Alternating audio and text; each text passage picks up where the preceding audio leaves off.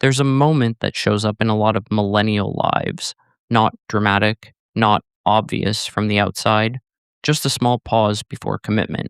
A job offer comes in, a lease is ready to sign, a relationship starts becoming more serious, a city begins to feel like home, a plan begins to take shape, and instead of relief, something else appears, a quiet hesitation. Not because the option is bad, not because anything is obviously wrong, but because saying yes to one thing means saying no to everything else. And suddenly the mind starts moving. What if something better opens up? What if the company restructures in 6 months? What if the city becomes too expensive? What if the relationship changes? What if this path only looks right because the other paths are still invisible? And what should feel like progress starts to feel like a door closing. Millennials have developed a reputation for keeping their options open. A generation that delays commitment, switches jobs, rents longer, dates longer, moves around more, and keeps backup plans alive. From the outside, the explanation usually feels simple. They don't want to settle down. They want flexibility without consequences. They're afraid to commit. They always think something better might be coming. And there's some truth to that. There are moments where keeping options open becomes avoidance, where the search for the better path prevents movement entirely, where flexibility stops being freedom and becomes its own kind of trap. But like most simple explanations, it only captures part of what is happening. Because millennials did not learn to keep their options open in a stable world, they learned it in a world where stable choices kept becoming unstable. Force 1: Unstable adulthood. Previous generations were often handed a more legible path: choose a field, find a job, stay long enough to move up, buy a home, build equity, save steadily, move through life in a sequence that more or less held together. Not perfectly, not for everyone, but clearly enough that commitment itself often seemed to be rewarded. Millennials came of age in a different structure. They watched industries shift, jobs disappear, wages stall, housing move further out of reach. They watched college degrees become more expensive and less definitive.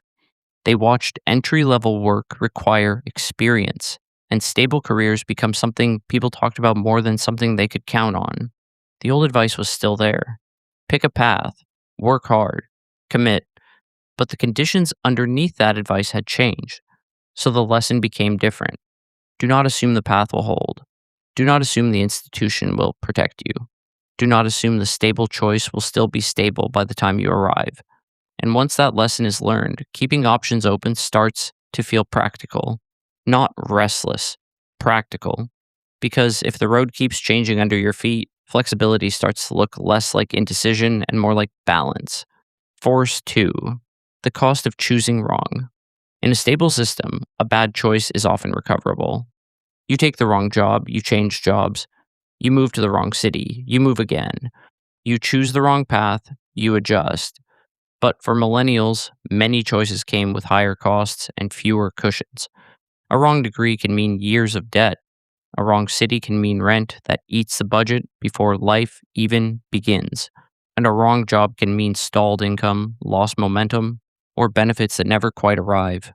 A wrong relationship can mean rebuilding later, with less time, less money, and more pressure than before.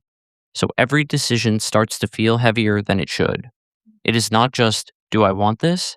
It becomes, what happens if this becomes the wrong version of my life?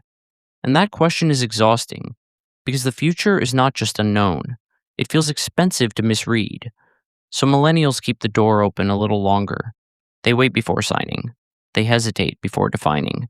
They keep the backup plan warm. Not because they believe every option will save them, but because choosing wrong can feel too costly to treat casually. Force 3: Options as social currency. There's another part of this that does not get talked about as much. For millennials, having options became more than practical. It became socially reassuring. A possible move, a job lead, a freelance thing, a side project, a relationship that is not too defined yet, a city they might try. a career pivot they are considering. These possibilities become part of how people talk about their lives, not always because they are showing off, sometimes because having options is a way of proving that you are not stuck. You are still mobile, still adaptive, still in demand, still capable of becoming someone else if this version does not work. And in a generation where being trapped is one of the deepest fears, optionality becomes almost fashionable. Not flashy exactly, but legible. The person with options seems prepared. They seem flexible, interesting, unfinished in a good way. They have a plan B, and maybe a plan C, and maybe a version of themselves waiting in another city.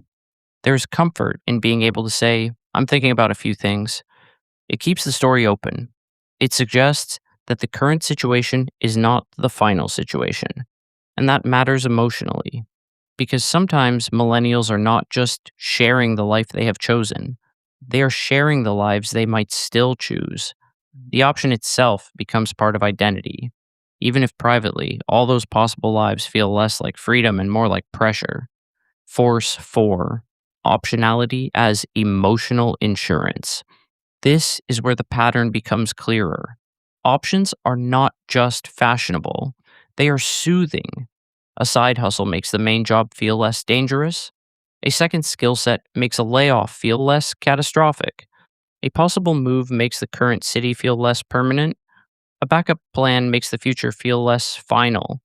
The option does not even have to be used to provide comfort. Sometimes its purpose is simply to exist. It lets the mind say, if this fails, there is still another door. And that feeling is powerful because millennials have seen enough systems wobble to know that the official plan is not always enough. The company may not stay loyal. The rent may not stay affordable. The industry may not stay stable. The relationship may not become what it seemed.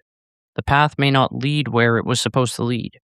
So the option becomes emotional insurance, not a solution, not a guarantee, just a way of feeling less exposed. And that is one of the strange things about keeping options open. It can feel like safety even when it creates stress, because the open door gives comfort, but maintaining all those open doors takes energy. You have to track them, imagine them, compare them. You have to keep parts of yourself available for futures you may never actually enter. Force 5, the fear of premature closure. Millennials also grew up with more visible life paths than any generation before them. Every alternative is on display. Someone moved abroad. Someone bought early. Someone quit and started a business. Someone stayed single. Someone settled down. Someone changed careers at 38 and made it look effortless.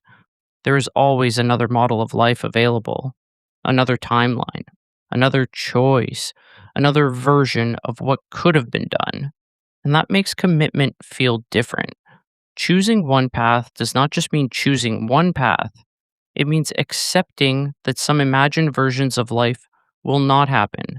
That is a harder thing to accept when the alternatives are constantly visible. And because traditional milestones also happen later for many millennials, the undecided stage lasted longer, more years renting, more years switching jobs, more years dating, more years explaining that you are figuring things out, more years living in between. And after a while, provisional life starts to feel normal. You get used to being adaptable. You get used to not assuming permanence. You get used to keeping one hand near the exit. So when a real commitment appears, it can feel strangely unfamiliar. Not because millennials are incapable of commitment, but because many of them spent so long surviving in provisional mode that certainty started to feel unrealistic. And this is where the deeper pattern comes into focus. Millennials are not simply afraid of choosing, they are afraid of being trapped inside a choice that no longer makes sense. They watch the terms change. They watched safe paths become uncertain. They watch the people who committed early sometimes get punished for it. So they learn to keep things open, open enough to adapt, open enough to pivot, open enough to avoid being cornered. And in many ways, that instinct makes sense. Keeping options open can be wise. It can protect people from unstable systems. It can create room to change direction when the facts change. It can keep a person from mistaking early commitment for long term security, but there is a cost because a life made entirely of open doors is still a life where nothing fully begins. At some point, the option has to become a choice. The imagined life has to give way to the lived one, not because certainty finally arrives. It usually does not, but because living requires choosing before all the guarantees are in. So when millennials keep their options open, it is not always because they lack direction. Often it is because direction became harder to trust. The future felt unstable, so flexibility became protection. Commitment felt risky, so optionality became safety. And having options became proof that the story was not over yet, proof that they were still mobile, still prepared, still in the game. But eventually, the goal is not to keep every possible life alive forever. It is to find one that is sturdy enough to build from, even if another door stays visible, even if the future is uncertain, even if part of you still wonders what might have happened somewhere else.